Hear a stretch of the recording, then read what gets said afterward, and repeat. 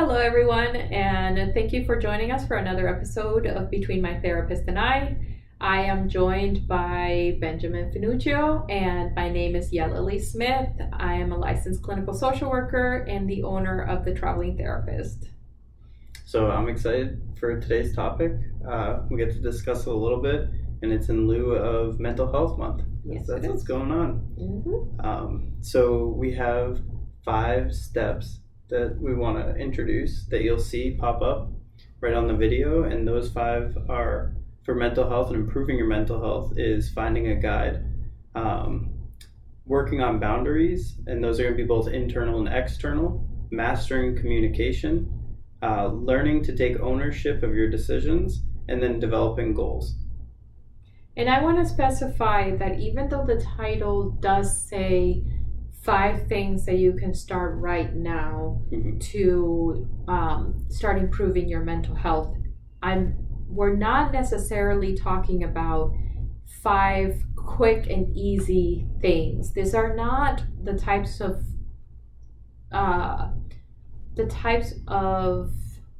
process where you're going to just wake up one day and say, oh, if I spend a couple of days working on boundaries, I'm just going to know exactly how to set boundaries.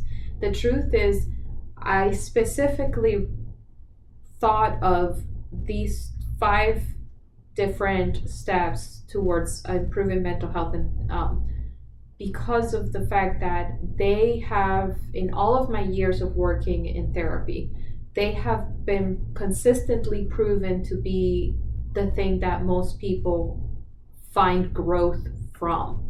So almost every single person that walks in the door of my clinic is in need of help figuring out how to set boundaries.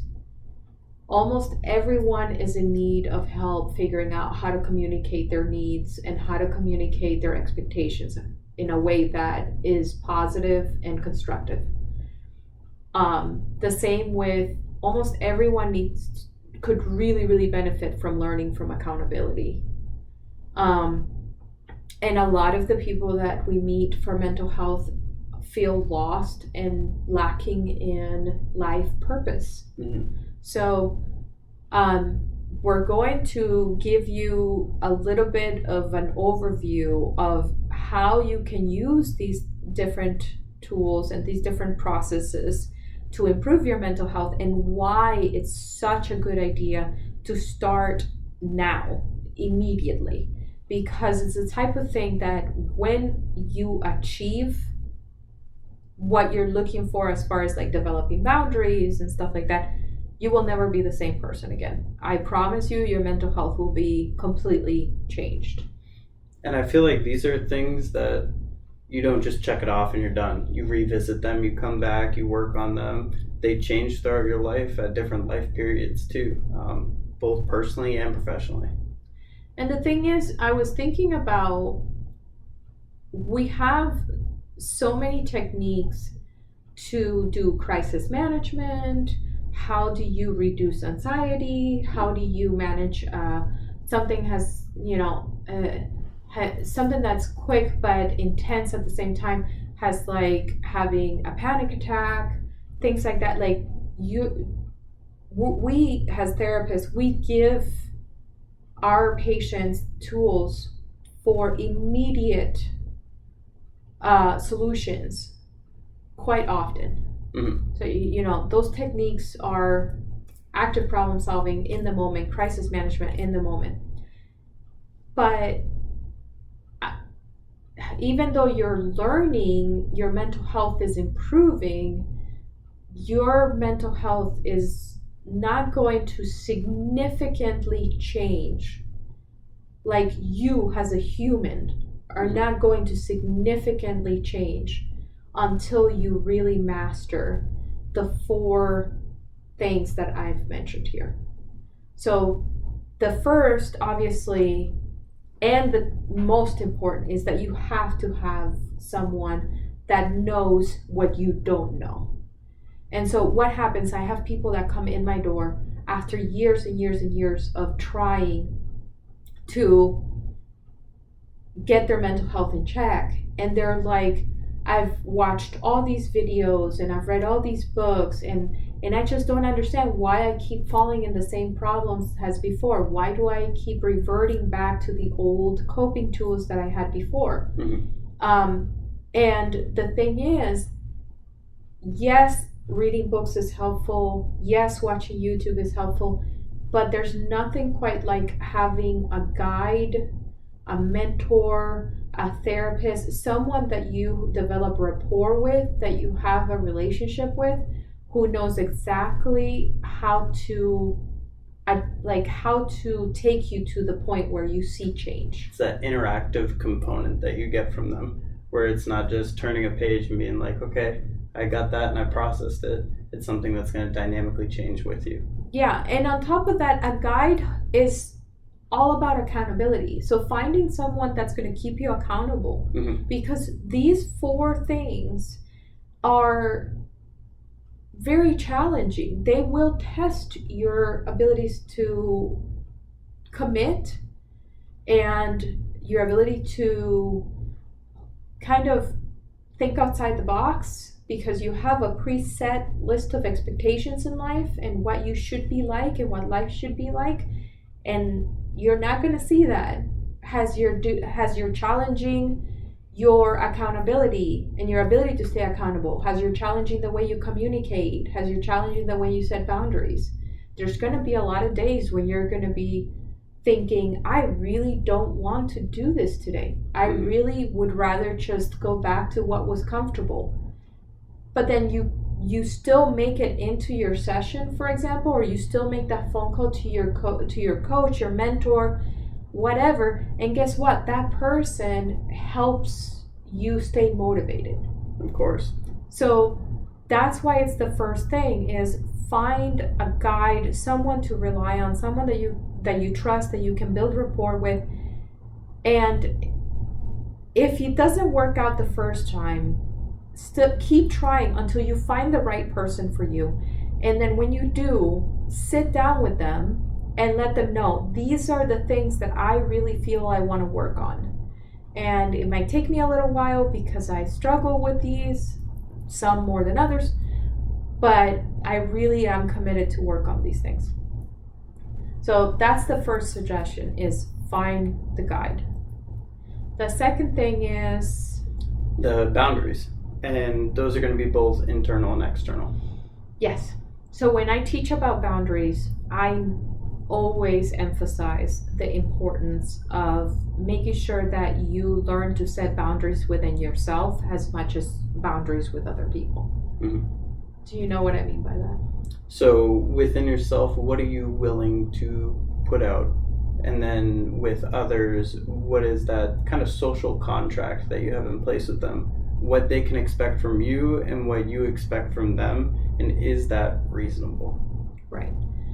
A really good example of lack of inner boundaries and personal boundaries is a person that doesn't know how to say no. Of course. Highly agreeable person. You might think, well, it's just because people take advantage of me. People would not take advantage of you if you did not put yourself in a position not to be taken advantage of. But if you make yourself open and available to others, they're going to take advantage. Essentially, that's how human beings are. They will take whatever is readily available to them. Of course. So setting personal boundaries is about how far am I willing to go?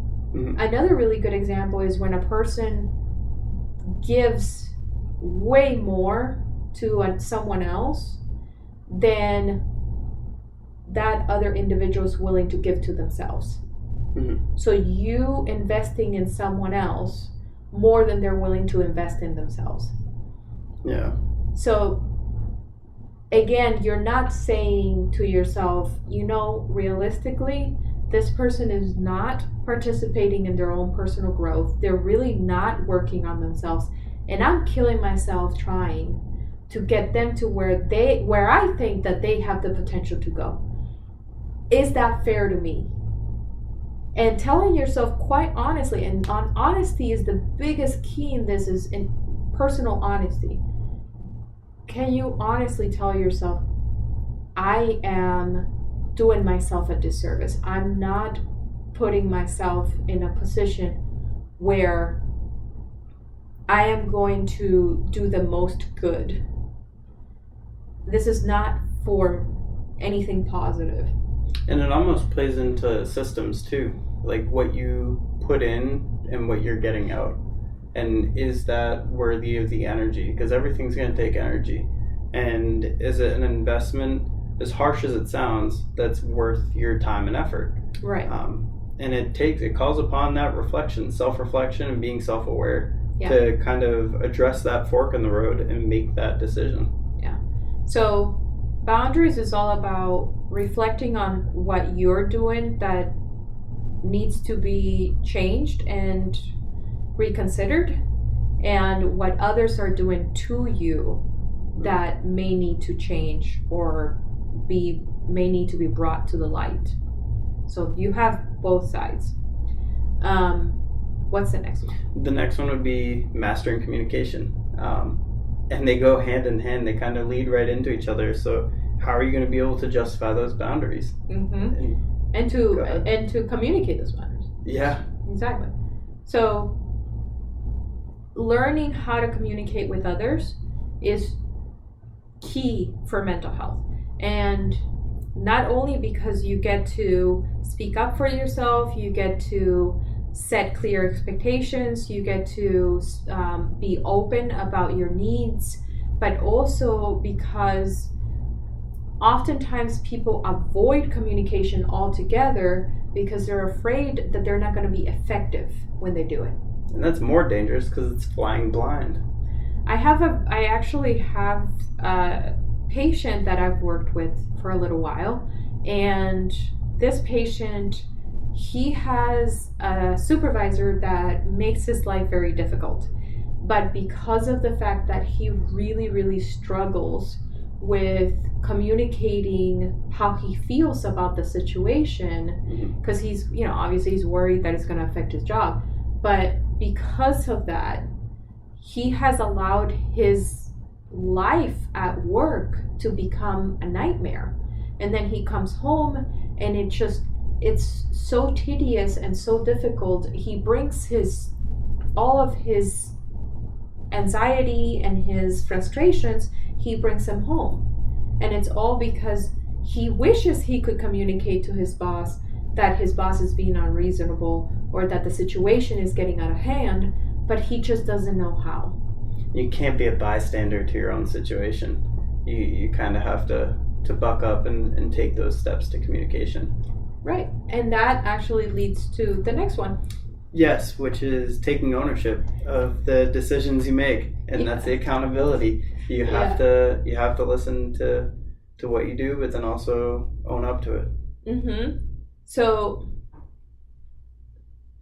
it's actually pretty surprising to me how much I have come to realize the importance of owning your own decisions and taking accountability over your own emotions, your feelings, your thoughts, your decisions. Because oftentimes, especially when you're experiencing mental health issues like depression, anxiety, when you're experiencing diagnoses that go along the lines of like bipolar disorder or avoidant personality disorder, those sorts of things, it's really, really common to see how the person, the patient, gives up full control of their life and hands it off to whoever is in their general area. Mm-hmm. Whether it's because they want to avoid conflict, or because they are too anxious to express themselves, or because they're afraid that they're going to look like they're crazy, or because just a whole number of different reasons. But it's just so prevalent. Like, you see it so much that people are just ready to take their feelings and their emotions and hand the responsibility of those feelings to anybody who's in the general area.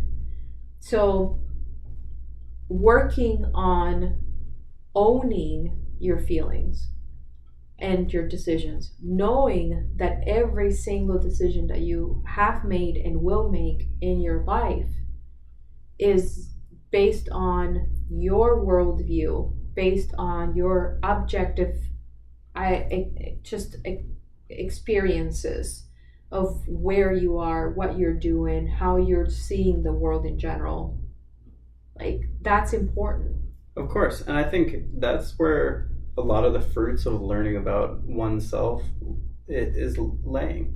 How you make your decisions, what you make your decisions is an impulse control. And then this refers right back to the first thing we mentioned, finding a guide that is capable to handle that and then also bring it to your attention when you stray from the path. Because it's not going to be picture perfect. No, and something that I do want everyone to be aware of is this process is very painful. Mm-hmm. True emotional growth it involves maturing, and it involves a lot of challenging cognitive beliefs that maybe you thought were there and should be there, but really shouldn't be there. And one of the things that I like to do often in therapy is I like to use thought challenging. And I like to come back to, why did you immediately jump to that thought or that feeling? And what was the emotion behind it? Mm-hmm. Why didn't you consider this instead? I was just talking this morning with another patient about social media, and she was mentioning how she saw something on social media that immediately made her feel, it was something that someone else posted, but immediately made her feel left out and jealous and upset and sad. So it elicited that response. Yes. And it's the why. Yes.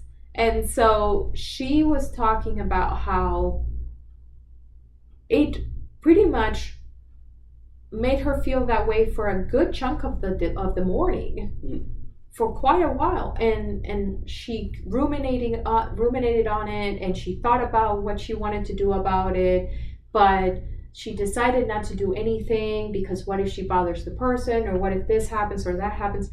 Long story short, at the end of the day, she stayed with a really negative feeling. It turned into a really negative thought, and there was no resolution to it. And that's like cognitive distortions, the what ifs, clouding her brain, clouding her judgment. So when we sat down and we took a moment to challenge that cognitive distortion, and we took a moment to just question that, she was quickly able to figure out, that sounds like my ego getting in the way of what I otherwise has a very nice relationship with this person, and what could potentially be a really good experience with this person in the future if I choose to reach out. Instead of taking it personally and thinking all sorts of negative things, I could take a step forward and reach out to the person and talk to them and invite them to participate in a meeting, a hangout, whatever. It took her just a couple of minutes, but it was like, wow, that's a huge difference in the point of view of the whole situation. But it must have been uncomfortable going through that process for her. I can imagine, of course. Thought challenging is a very uncomfortable thing. Every single aspect of the 4 things that I mentioned are uncomfortable. They will challenge you in every way. But ultimately, these are steps that you can take that change you forever. They change you for life. This is not just deep breathing exercises. This is you go to a therapist or a mentor and you say, I really want to work on one of these things. It will change your life, not just the moment. Of course, and it's intended to position you for that growth aspect, like you mentioned, because growth doesn't happen overnight. No. At all. And then we come to the very last one, which is setting goals. Yep. So now you have, let's say that you've been working with your therapist or with your coach or your mentor for a while, and with every single thing that you work on, with every single exercise or process that you engage in, whether it's through starting with the boundaries and then moving on to the communication, however you want to tackle it, every single thing, you've set goals for yourself. You can start small, very small, that's okay, and keep working, even if they're small, but consistent goals and long-term goals. Small, consistent, long-term, they just keep moving on. Next step, next step, next step. Or I would say you would want to do that with all of those different changes that you want to make, the boundaries, the communication, etc. And then at the end as well, when you feel confident, now talk about life goals. Of course. Now talk about, okay, this is what I want to set something outside of myself. I want to do something that gives my life purpose outside of myself. Because that is the final key to being an extraordinary human being, is when you stop focusing on yourself. When you stop thinking of, what do people think about me? What do people say about me? What do people talk about me? And you start thinking about, how can I improve others? How can I talk better of others? How can I encourage others? That's when you truly know that you have a healthy mind. Is you're no longer focused on yourself. You're now starting to set goals that are life goals that help other people. Of course, and that could be at any scale, from an individual to a community. But it starts with you, quite literally. Exactly. And I think it's also important to mention with goals, be realistic. Yes. Yes. Try not to, it's everyone's innate characteristic to go straight to the big ones. But like you mentioned, bite-sized chunks, get the momentum going, and then once you have good footing, go from there. Yeah, and keep an eye out for the opportunities to set the goals. Yes. Because whenever you open yourself to the possibility of achieving something, the universe puts it out there for you. So if you were to tell yourself, for example, let's say that you're working on your mental health, you're feeling great, and you're thinking, I really want other people to feel this way too. I want other people to achieve what I have achieved. So I'm gonna talk to my therapist about us coming up with a goal of me becoming a mentor, for example. I want to be a mentor myself. Sure. I can't necessarily go through school, or I don't feel like going to school, but I'd like to have the opportunity.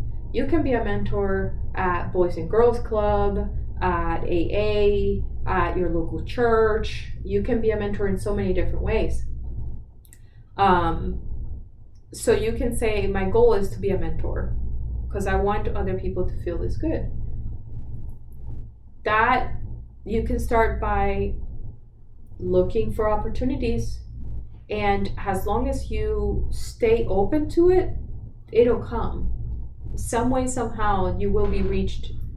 You will find what you're looking for, and the opportunity will come. And be comfortable with the process, because as we've been saying throughout the whole video, it's not going to happen at the drop of a hat or the snap of a finger. Yes. It takes time, and that's the beauty of the whole process, and the longevity of it makes it enjoyable when you get to those end goals. So that is it for today on the 5 things that you can start right now to begin improving your mental health. And again, we were joined by Ben, and this is Yalili. And we thank you for joining us for Between My Therapist and I. And if you like what we have on our podcast, feel free to click, subscribe, little bell, so you can get the reminders whenever we put out a new podcast. And we thank you so much for watching. Hopefully you enjoyed it. And we look all the time for comments, feedback, ideas for other podcasts. So feel free to any of those share with us. Yeah, and even feel free to leave your top 5 if you think there's something different. Yeah. We're happy to read them and respond to it and share the videos. Absolutely. And also, if you'd like to come and join us on our podcast, you can reach out to us and we'll go ahead and contact you and talk about what you want to come talk about. Exactly. Thank you. Have a good night. Take care.